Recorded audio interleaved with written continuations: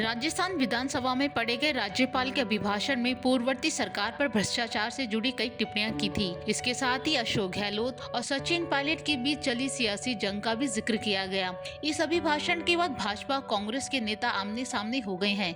कांग्रेस के प्रदेश अध्यक्ष गोविंद सिंह डोटासरा ने जहाँ इस अभिभाषण को दिल्ली से लिखकर आया पर्चा करार दिया, वहीं भाजपा नेताओं ने कहा कि राज्यपाल के अभिभाषण में पूर्ववर्ती सरकार के कारनामों की सच्चाई बयां की गई है। पीसीसी चीफ गोविंद सिंह डोटासरा ने कहा कि राज्यपाल ने संवैधानिक परंपराओं और अपने पद का मान सम्मान नहीं रखा। दिल्ली से पर्ची सरकार के लिए जो छपकर आया, राज्यपाल ने उसे पढ़ दिया।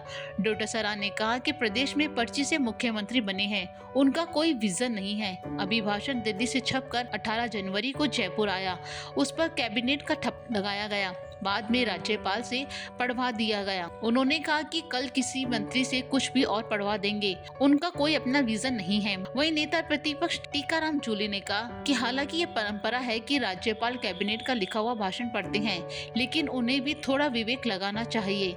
जूली ने कहा कि प्रदेश में पर्ची की ढीली सरकार चल रही है। इनकी 100 दिन की कार्य योजना के 50 दिन तो निकल चुके हैं, लेकिन प्रदेश में काम कुछ नहीं हुआ है।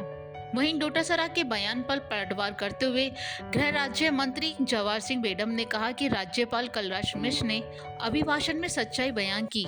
पिछली सरकार में जिस तरह से आमजन पर अत्याचार बढ़े हैं, वो किसी से छिपे नहीं हैं। भ्रष्टाचार और तुष्टीकरण चरम सीमा पर था। बेडम ने कहा कि कांग्रेस सरकार ने जनता को गुमराह करने के अलावा कुछ और नहीं किया।